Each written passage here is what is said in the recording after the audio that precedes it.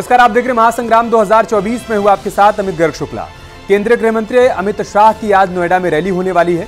BJP प्रत्याशी doctor Mahesh Sharma के समर्थन में वो जनसभा को संबोधित करेंगे।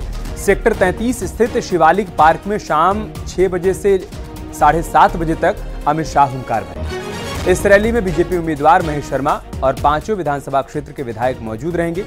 अमित शाह की रैली के चलते ट्रैफिक एडवाइजरी भी जारी कर दी गई है। शाम 5 बजे से रात 8 बजे तक ट्रैफिक डायवर्जन किया जाएगा।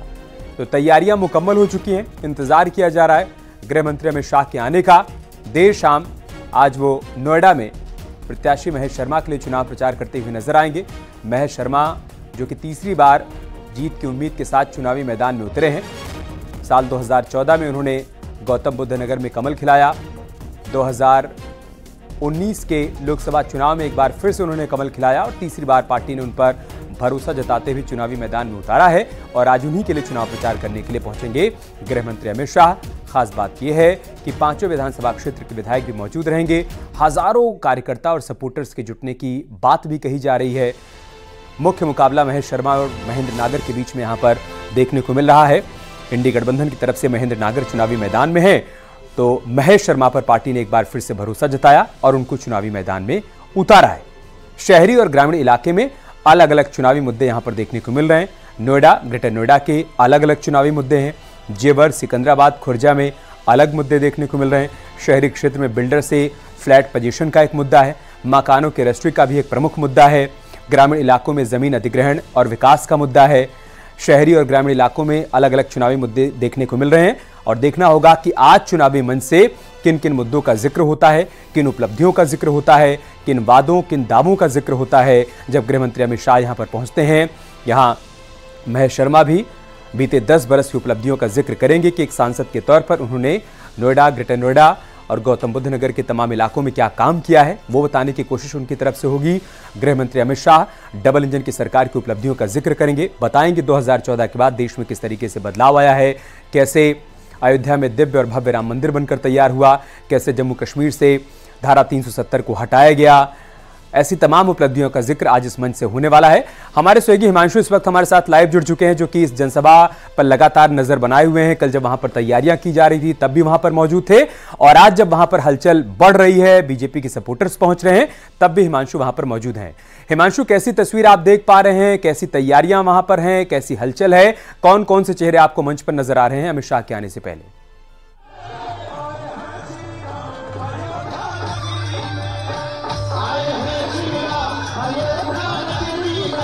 हिमांशु, आप सुन पा रहे हैं, आवाज मिल पा रही है आपको?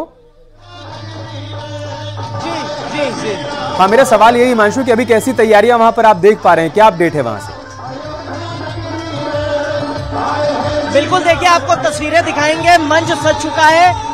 यहाँ के जिला स्तर के जो बीजेपी के कार्यकर्ता हैं, पदाधिकारी हैं, वो तमाम लोग पहुंच चुके हैं। आज अमित शाह की रैली होनी है और इसको लेकर यहाँ पर लोग काफी उत्साहित हैं। आपको बता दें कि करीब 10,000 के करीब लोगों के आने की आशंका है और जिस तरीके से लगातार बीजेपी के कार्यकर्ता उत्साहित हैं यहाँ पर, क्योंकि बीजेपी के प्रत्याशी हैं डॉक्टर महेश शर्मा, तीसरी बार वो चुनावी मैदान में है। और आपको बता दें, सबसे महत्वपूर्ण ये है कि यहाँ पर ये पहली जनसभा है जो गृह मंत्री अमित शाह की हो रही है और बताया जा रहा है आने वाले वक्त में और भी जनसभाएं होनी है। लेकिन अब तक चुनाव के जब से ऐलान हुए, जब से प्रत्याशियों के ऐलान हुए, तब से ये पहली बड़ी जनसभा है जिसमें गृह मंत्री अमित शाह आएंगे। बताया जा रहा है करीब 6:30 बजे आ जाएंगे और 7:30 तक वो रहेंगे और यही इसी मंच से, इसी पोडियम से वो यहाँ पर जनता को संबोधित करेंगे और यहाँ पर जिस तरीके से सरकार की जो योजनाएं रही है वो तमाम चीजों को यहाँ पर बताएंगे और साथ ही जो डॉक्टर महेश शर्मा उनके समर्थन में वोट भी मांगेंगे। बताया जा रहा है कि यहाँ पर करीब 6:30 बजे आ जाएंगे, क्योंकि अमित शाह अलवर से आ रहे हैं और सीधे यहाँ नोएडा के botanical garden metro station chopper से उतरेंगे और बाय रोड यहाँ तक आएंगे और उसके बाद यहाँ पर जनसभा को संबोधित करेंगे। तमाम लोग आ रहे हैं। यहाँ पर 5 विधानसभाएं और 5 विधानसभा से भारी भीड़ जो है वो जुट रही है। लगातार कार्यकर्ता और जो लोग हैं वो सुनने के लिए यहाँ पर पहुंच रहे हैं। फिलहाल आप तस्वीरें देखेंगे यहाँ पर कि ये जो मंच है यहीं से संबोधन किया जाएगा। यहाँ पर तमाम पदाधिकारी, 5 विधायक, सांसद, मौजूदा सांसद और जो प्रत्याशी है भारतीय जनता पार्टी के वो, और इसके अलावा तमाम बड़े नेता मौजूद रहेंगे। इसी मंच पर जो राज्यसभा सांसद है सभी लोग यहाँ पर पहुंचेंगे। फिलहाल तमाम तैयारियां पूरी कर ली गई। सुरक्षा व्यवस्था के हिसाब से बात करें तो करीब 2000 पुलिसकर्मी तैनात किए गए, पीएससी बल तैनात किया गया है। सबसे महत्वपूर्ण है रूट डाइवर्जन किया गया 5 बजे से 8 बजे तक, यानी 5 से 8 जो है वो अगर आप घर से निकल रहे हैं या घर को जा रहे हैं तो रूट जरूर देख लें, सबसे महत्वपूर्ण है। इसके अलावा ड्रोन से भी निगरानी रखी जा रही, सुरक्षा व्यवस्था बहुत चाक चौबंद रखी गई है। जी बहुत स्वाभाविक है हिमांशु की सुरक्षा व्यवस्था चाक चौबंद रहे। आप बने रहे हमारे साथ। अमनदीप भी हमारे साथ जुड़ चुके हैं जो कि रैली स्थल पर ही मौजूद हैं और जो लोग वहां पर पहुंच रहे हैं उनके बीच में इस वक्त मौजूद हैं। अमनदीप, वहां की तस्वीरें भी दिखाइए, अगर संभव हो पाए तो जो बीजेपी सपोर्टर्स वहां पर पहुंच रहे हैं गृह मंत्री अमित शाह को सुनने के लिए, उनसे बातचीत भी करिए।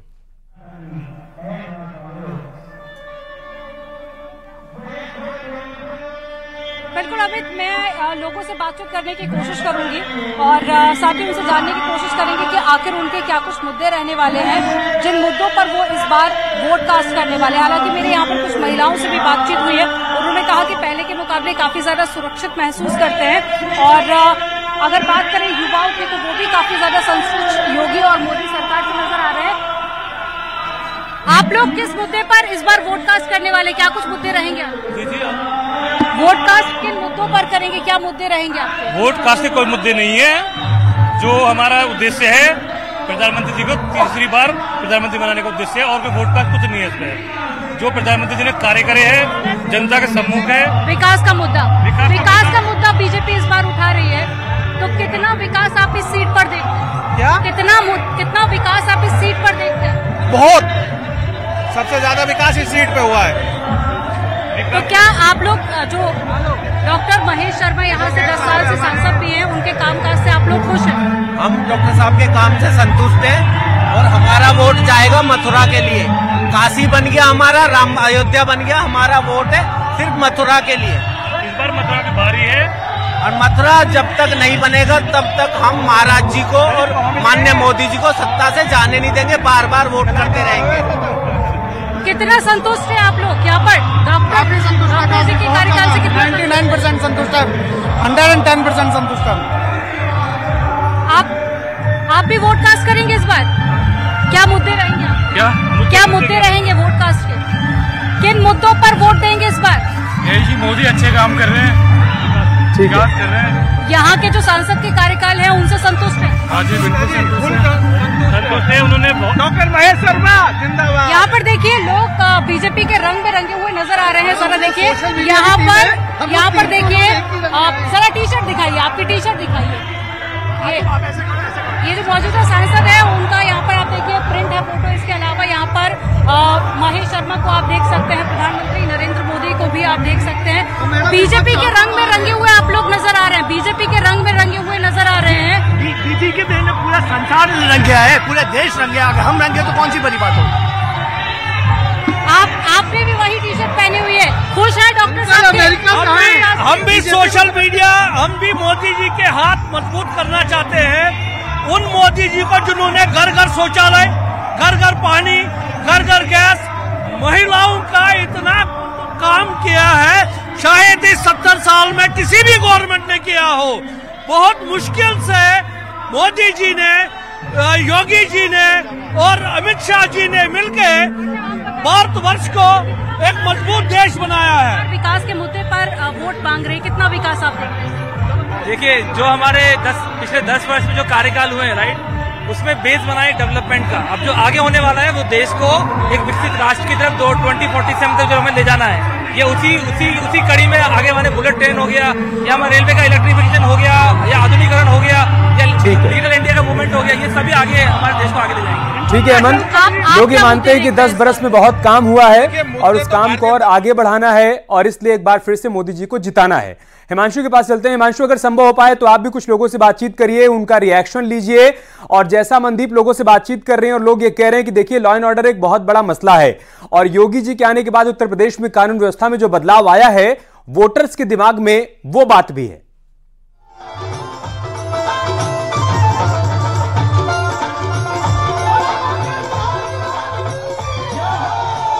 हिमांशु, अगर आपको आवाज मिल पा रही है, लोगों के बीच जाइए, अगर संभव हो पाए बातचीत करिए उनसे, उनका रिएक्शन लीजिए। क्या मुद्दे हैं, पब्लिक का मूड क्या है, किन किन मुद्दों को लेकर लोग वोट करने के लिए जाने वाले हैं?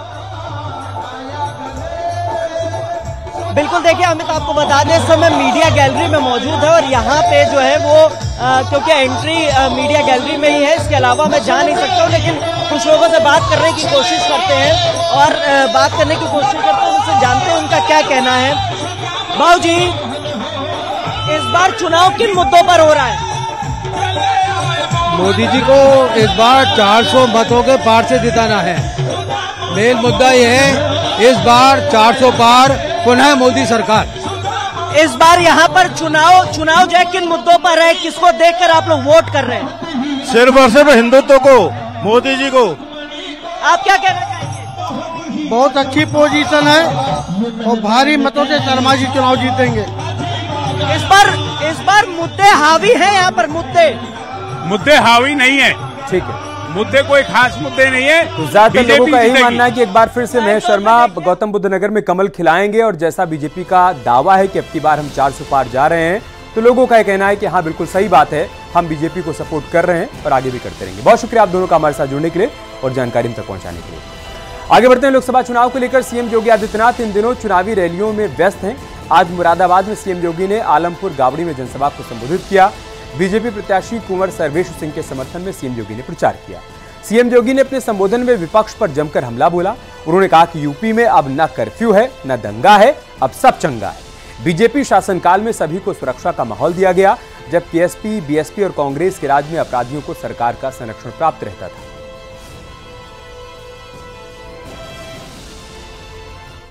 एक नया भारत, जिस भारत में दुनिया में 140 करोड़ लोगों का जहां सम्मान हो, दुनिया जिसको सम्मान की निगाहों से देख रही है, ये नया भारत अपनी सुरक्षा को भी, अपनी सीमाओं की सुरक्षा करना भी जानता है, अपने 140 करोड़ लोगों को सुरक्षित रखना भी जानता है। ये नया भारत जहां पे विरासत के कार्यों को भी प्राथमिकता के आधार पर आगे बढ़ाने का कार्य होता है।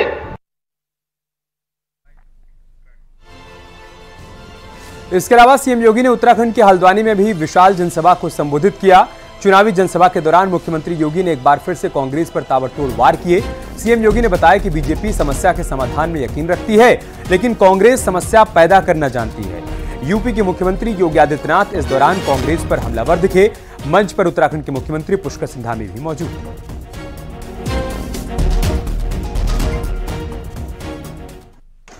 भारतीय जनता पार्टी समस्या नहीं, इस समाधान पे विश्वास करती है।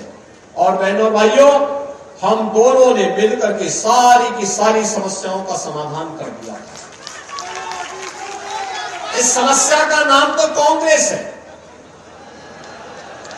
जिसने जीवन भर देश को समस्या दी। ये देश के विभाजन की त्रासदी हो,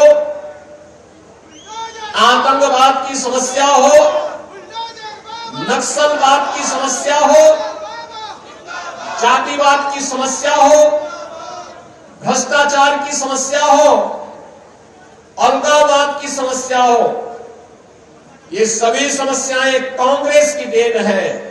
और कांग्रेस ने इतनी समस्याएं दे दी कि उसके समाधान के लिए देश को मोदी जी जैसा यशस्वी नेतृत्व मिला और 10 वर्ष में हम सब ने बदलते हुए भारत को देखा है।